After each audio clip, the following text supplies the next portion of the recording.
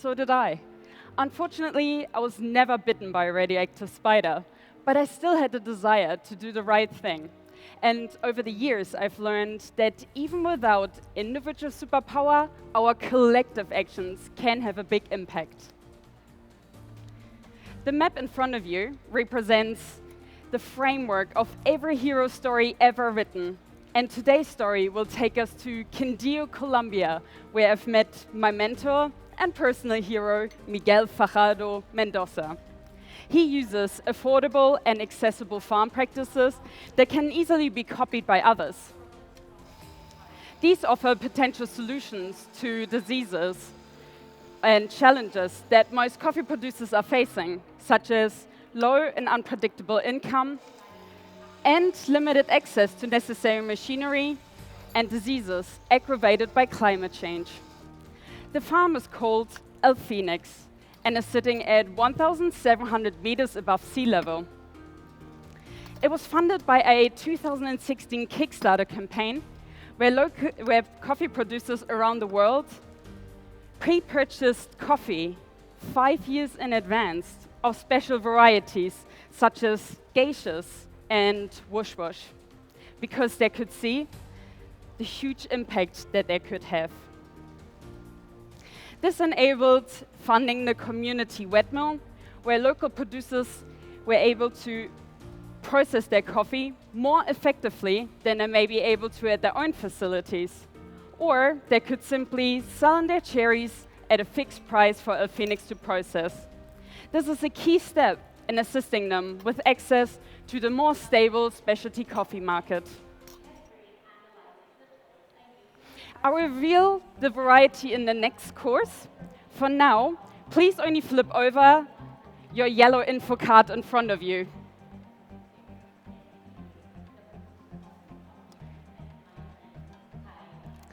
And note that I'm using a recipe of 22.5 grams in and 35 grams out, with a 1:2 milk ratio to create flavors of, please note, Greek yogurt, tinned peaches, and shortbread in the aftertaste. These cards include all the information that you will need today, and you're able to take them home with you as well. When I put these cups in front of you, please only visually assess and wait for my instructions. I've learned 4 simple rules from Miguel that he trains the producers in.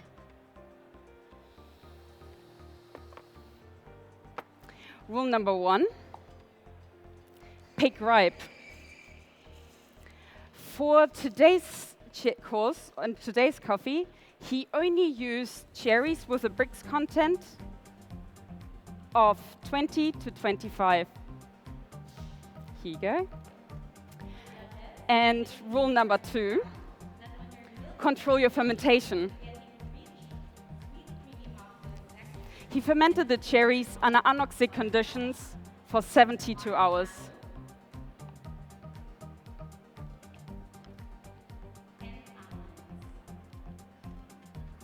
Here you go. And rule number 3, control your drying. He dried the cherries on sheltered raised beds for 30 days until they reached a moisture content of 10%. And here you go. And finally, the most important one, work clean. It sounds obvious, but tainted machinery is common and can quickly lead to quality loss.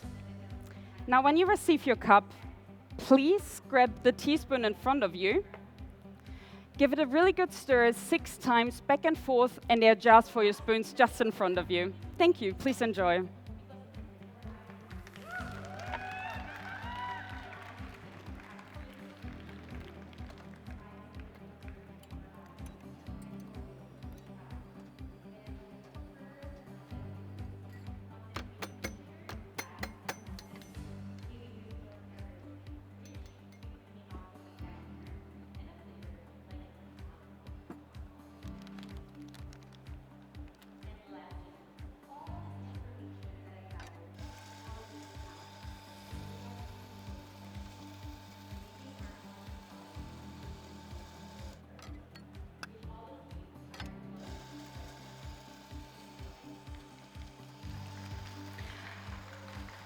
When you're ready, judges, please flip over your red info card now and note that I'm using a recipe of 22 grams in and 45 grams out.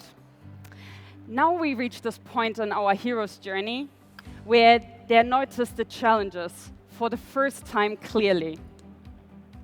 And let's explore the two varieties that I've got for you today.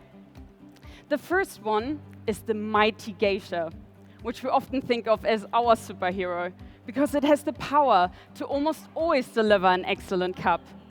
But is it a hero? Does it solve the challenges that most coffee producers are facing?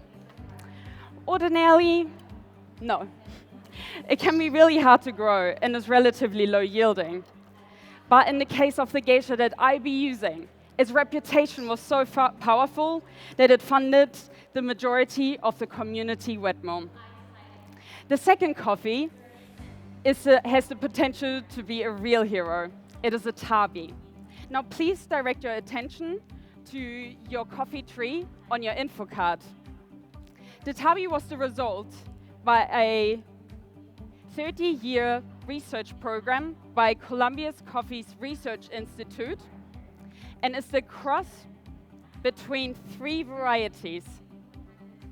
The goal was to breed a new variety that has the good cup qualities of the Typica and Bourbon parents and the hardiness of the Hybrido de Timur.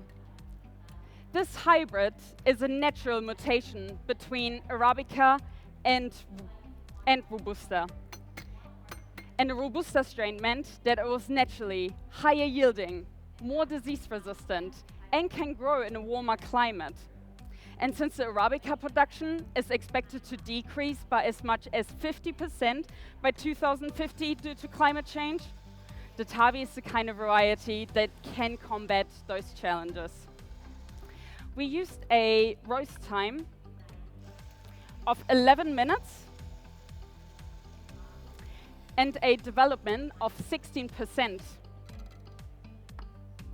to create a bigger body for the tabi and bring out those fruit characteristics.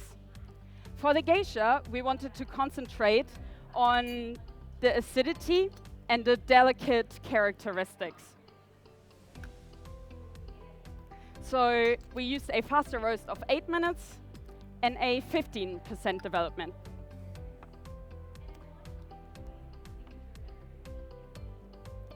I've blended both coffees in a 50-50 ratio for all my courses.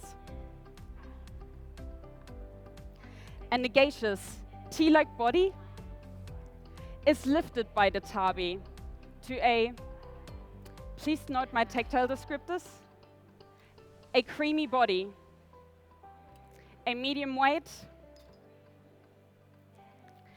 and a long, lingering aftertaste. And the geisha's delicate characteristics team up nicely with the tabi's stone fruit sweetness. And together, they're creating flavors of, please note, lemon sherbet, red cherry, and a juicy passion fruit.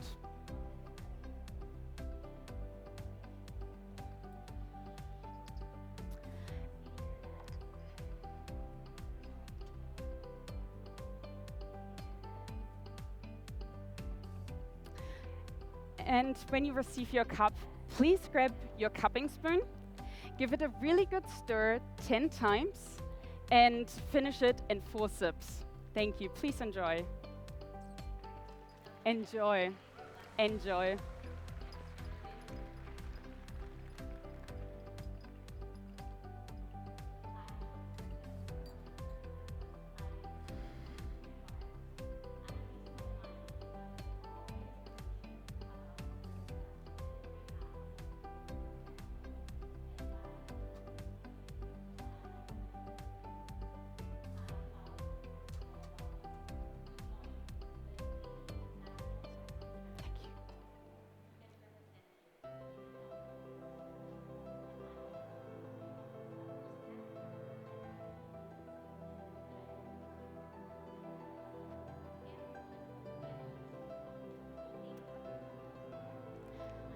Now, when you're ready,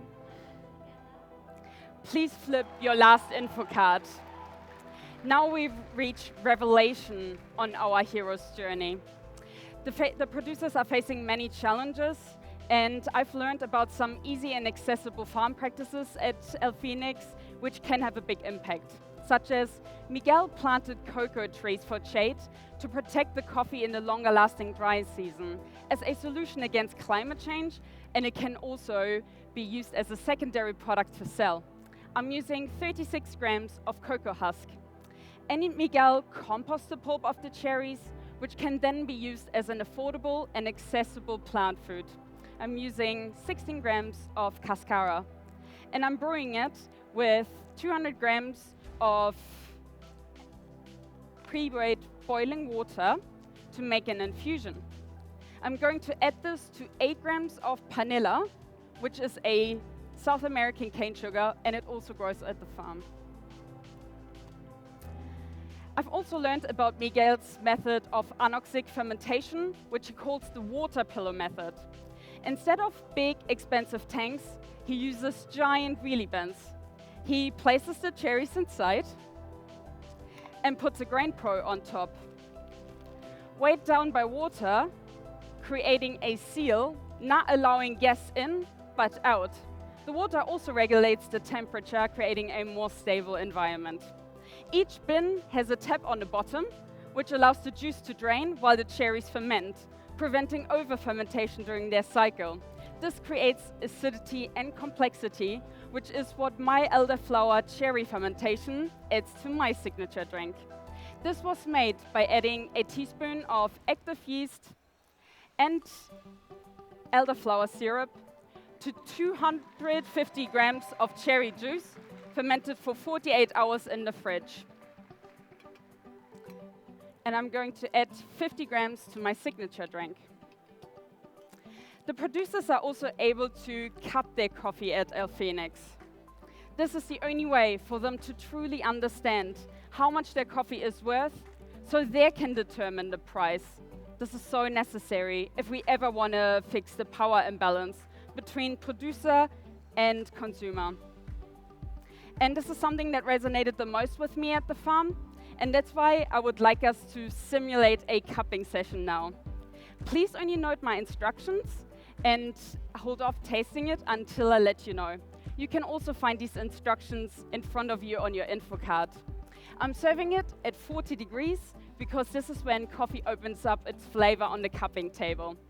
I would like you to take your last cupping spoon and give it a stir a couple of times. And when you're ready, you can take a slurp.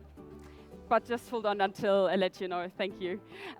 Take a slurp. In your first slurp, you will find that the red cherry from my coffee is transformed by my fermentation to a purple grape. Then take a second slurp, and you will find that the passion fruit in my coffee is transformed by the cocoa husk to a dark chocolate. And then take a sip out of your cupping bowl, and you will find that the lemon sherbet is transformed by my panela and the cascara to a juicy mandarin. And this brings us to our last point on our journey. Since my time in Colombia, I haven't felt like the superhero that I wanted to be as a kid. I questioned my own position in the supply chain and the impact that I might have. But it was also this journey that made me discover the power of small actions. And that's why I'm competing, voicing issues to a crowd, and taking action. We don't need this one superhero doing everything, just many heroes doing something. That's my time. Go ahead, enjoy.